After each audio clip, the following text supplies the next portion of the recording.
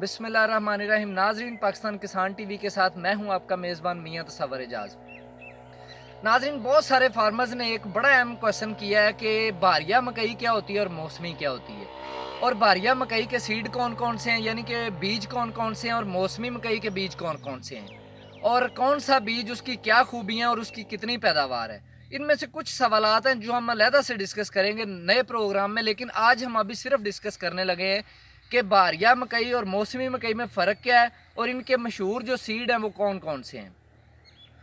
तो दोस्तों, इससे पहले अगर आपने हमारे चैनल को सब्सक्राइब नहीं किया तो अभी हमारे चैनल को सब्सक्राइब करें, वीडियो को लाइक करें और शेयर ज़रूर करें। दोस्तों, आज हम बात करने वाले हैं, अभी हम बात करेंगे मौसमी मकई के ऊपर। सबसे पहले ये फ़र्क जान लें कि मौसमी मकई और बारिया मकई में क्या फ़र्क है। मकई की काश्त पूरे साल किसी भी माह आप कर सकते हैं, ये बात ज़हन से निकाल दें कि मकई की काश्त का कोई ख़ास टाइम है। हाँ, अलबत्ता सीड का ख़ास टाइम है कि बारिया वाले सीड मौसमी में नहीं लग सकते और मौसमी वाले सीड बारिया में नहीं लग सकते, और जो सीड आपने फुल गर्मी में लगाने हैं वो अलग हैं, और जो दरमियाने मौसम में लगाने हैं वो अलग सीड है। मौसमी में भी जो सर्दी में लगाने हैं वो अलग सीड है।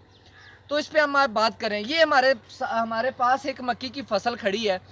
बहुत सारे ज़िम्मेदार इस बात पे बहस शुरू कर देते हैं। बाद औक़ात व्हाट्सएप फेसबुक के ऊपर बात होती है तो बहुत सारे ज़िम्मेदार और जो एक्सपर्ट है ना, फेसबुक के एक्सपर्ट, वो इस बात पे बहस शुरू कर देते हैं कि नहीं जी, जो अप्रैल मई में जो है ना मकई काश्त नहीं हो सकती। तो आप इस बात से अंदाज़ा लगा सकते हैं, आज 24 है मई की 2021 की, आप इस बात से अंदाज़ा लगा सकते हैं ये मक्की खड़ी हुई है। ये पायनियर का 30/87 है, 30/87 सीड है। आप इस बात से अंदाज़ा लगा सकते हैं कि मकई जो है वो कब काश्त। अब ये आप फसल देख के आपको अंदाज़ा हो रहा है कि ये कम से कम 40 से 45 दिन की फसल है। तो आप अंदाज़ा लगा लें कि ये 45 दिन आज से कितने दिन पहले ये काश्त हो चुकी है। तो ये हमारे पास मौसमी मकई है। हम पहले डिफ्रेंशिएट कर लें, जो बारिया मकई है वो कब काश्त होती है। बारिया मकई दिसंबर के मिड से लेकर, यानी कि दिसंबर की 15 तारीख से लेकर मार्च के मिड तक, यानी कि मार्च की 15 तारीख तक जो भी मकई आप काश्त करेंगे उसको बारिया मकई कहते हैं। और मार्च की 15 तारीख के बाद और उसके बाद दिसंबर की 15 तारीख तक जो भी मकई आप काश्त करेंगे उसको मौसमी मकई कहेंगे। अब मौसमी मकई के अंदर दो किस्म की मकइयाँ लगती हैं। पहले तो ये बात जान लें कि हमेशा बारिया मकई जो है उसकी जो एवरेज है वो टॉप पे होती है। मौसमी मकई के अंदर उतनी कभी भी एवरेज नहीं आती। मेरा मानना ये है कि मैं चूंकि 136 मन तो मैं खुद एवरेज ले चुका हूँ पिछले साल 1 एकड़ की बारिया मकई की। मौसमी मकई हम इसी वजह से काश्त नहीं करते क्योंकि इसकी जो एवरेज है वो 100 तक मैक्सिमम होती है, 100 तक मैक्सिमम होती है, और जो बारिया है उसकी एवरेज जो है ना वो 140, मेरा मानना है कि 150 तक भी जा सकती है। इसके ऊपर भी रिसर्च मैं कर रहा हूँ पौधों की तादाद के हवाले से। इंशाल्लाह अगला प्रोग्राम जो है ना इस पौधों की तादाद के हवाले से होगा। तो दोस्तों, अब मौसमी के अंदर दो किस्म की मकइयाँ आती हैं, एक तो साइलेज के लिए और दूसरी आती है पकावी मकई के लिए। अब आपने अगर साइलेज के लिए काश्त करनी है तो बेशक आप अभी भी कर सकते हैं। गंदम से जो ज़मीन फ्री हुई है उसमें काश्त कर सकते हैं। वो आप आज से 1 माह पहले भी काश्त कर सकते हैं साइलेज के लिए। इसमें सीड की अगर हम बात करें तो इसमें जो बेहतरीन सीड हैं, 2 सीड हैं। एक तो पायनियर का 30/87, यानी कि पायनियर का 30/87, और दूसरा सोनी धरती का 626।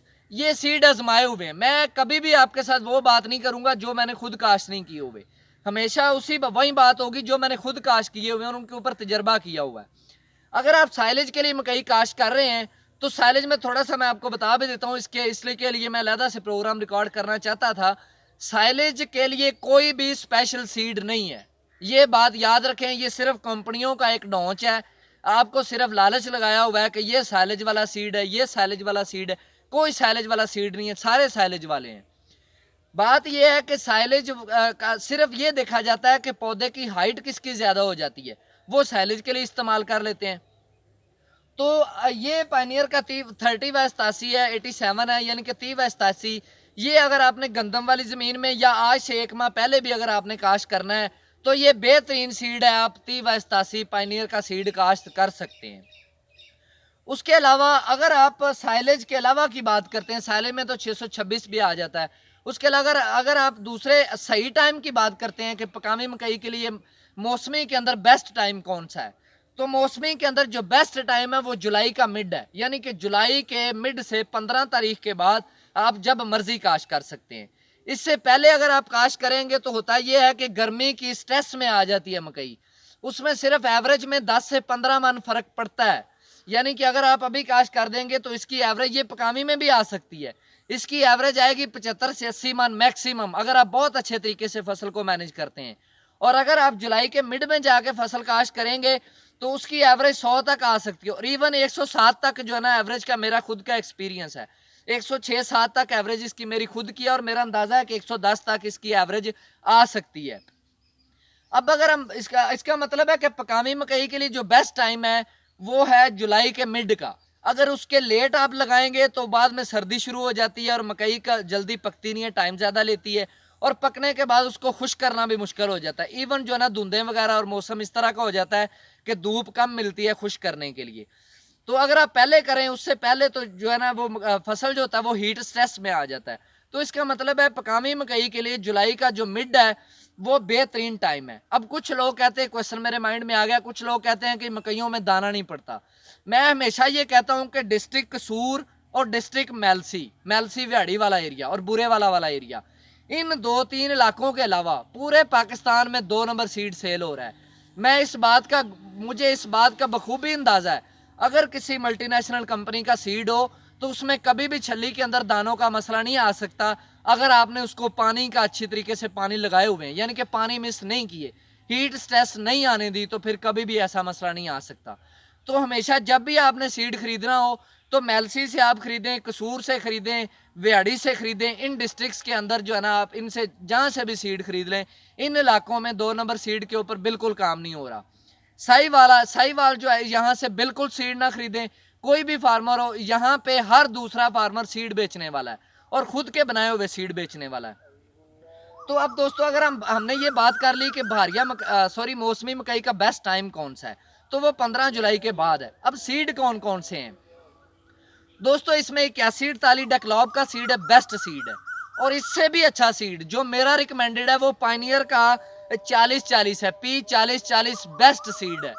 और उसके अलावा 30T60 भी है, 30T60, 30T60, यानी कि ये भी सीड है जिसको आपका, ये भी अच्छी पैदावार है। पायनियर का जो टॉप का सीड है वो P40-40 है, दूसरे नंबर का जो सीड है वो TT60 है। और अगर आप डेक्लॉब की तरफ आए तो उसका टॉप का जो सीड है वो 81-48 है मौसमी के अंदर। तो ये मौसमी की बात होगी। इसके अलावा अगर आप दूसरी तरफ आ जाएं बारिया की तरफ, तो बारिया में टाइम मैंने आपको बता दिया कि दिसंबर के मिड से लेकर आप जो है ना मार्च के मिड तक इसकी काश कर सकते हैं बिला झिझक। और इसके जो बेस्ट सीड है, इसमें डेक्लॉब का सीड जो है इस वक्त तक टॉप पे जा रहा है, 63-17, डेक्लॉब का 63-17, उसकी एवरेज 155 मन तक रिकॉर्ड की गई है फी एकड़। मुख्तलिफ लोगों ने ये विटनेस जो है ना ये चीज़ बताई है फार्मर्स ने कि 155 मन तक उसकी एवरेज रिकॉर्ड की जा चुकी है। उसके बाद जो दूसरे नंबर पे सीड आ रहा है वो पायनियर का सीड है, वो 14-29 है, उसकी एवरेज भी 150 तक रिकॉर्ड जो की गई है, उसकी गवाही मौजूद है जिम्मेदारों के अंदर, फार्मर्स खुद ये बात कह रहे हैं। उसके बाद जो तीसरे नंबर पे जो सीड है बारिया के अंदर पायनियर का, मैं उसको वो P15-43 है। और चौथे नंबर पे जो सीड है वो 31P41 है। इनमें थोड़ा सा फर्क है, जो 31P41 मेरे माइंड के मुताबिक वो टॉप का सीड है, मेरे ख्याल के मुताबिक वो 160 मन एवरेज भी दे सकता है। लेकिन उसके कुछ मसाइल हैं, 1-2 छोटे छोटे मसाइल हैं। एक तो वो पक्की ज़मीन में नहीं लग सकता, चूँकि पाकिस्तान की तकरीबन 20% ज़मीन पक्की है, बाकी सारी ज़मीन मैरा है, यानी कि दरमियानी ज़मीन है। तो इसलिए 31P41 जो है ना वो सीड उस हद तक कामयाब नहीं है। तो जो बेस्ट सीड है मैरा ज़मीन के लिए भी वो P15-43 है, वो 14-29 है। अगर आपके पास पक्की ज़मीन है और पानी की वाफर मिकदार मौजूद है तो आपके लिए बेस्ट सीड 31P41 है। और मेरा ये दावा है कि इंशाल्लाह ताला अगर आप अच्छे तरीके से उसको मैनेज करेंगे 31P41 को, तो वो आपको 165-70 मन तक फी एकड़ भी पैदावार देगा।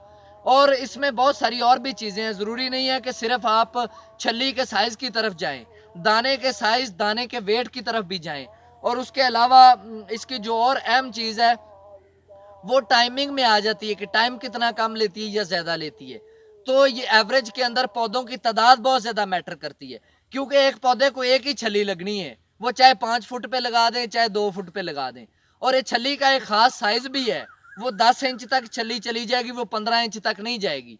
इसका मतलब अभी जो रिसर्च हो रही है वो सिर्फ पौधों की तादाद के ऊपर हो रही है। पायनियर भी इस वक्त इंटरनेशनल रिसर्च जो मैं उनका सब्सक्राइबर हूँ और मैं उनके सारे प्रोग्राम देखता रहता हूँ। और आपको फ़ायदा ये, चूंकि वो इंग्लिश लैंग्वेज में होते हैं, आप उसको समझ नहीं सकते, तो मैं आपको उनकी रिसर्च और मुख्तलिफ आर्टिकल्स की रिसर्च और ये सारी चीज़ें मैं अपने तजर्बात आपके साथ शेयर कर रहा होता हूँ। तो इसलिए जो अब बहस, जो दुनिया में बहस छिड़ी हुई है पैदावार के ऊपर, वो पौधों की तादाद के ऊपर है कि ज़्यादा से ज़्यादा पौधों की तादाद कैसे लगाएं। इसके ऊपर एक अलहदा से प्रोग्राम भी करेंगे। मेरा एक रिसर्च भी चल रही है।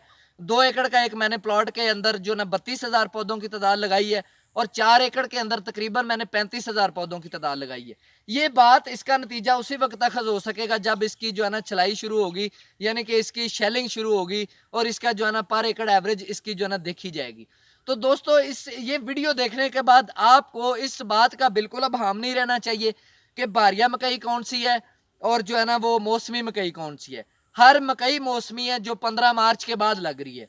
मौसमी मकई के सीड भी अलग हैं और हर मकई बारिया है जो 15 दिसंबर के बाद और 15 मार्च के दरमियान में लग रही है। हर वो मकई बारिया और उसके सीड भी अलग से, मैंने उनके नाम भी आपको बता दिए हैं। तो दोस्तों, खुश रहें और इंशाल्लाह ताला हमारे चैनल से जो है ना इन वीडियो से फ़ायदा उठाते रहें।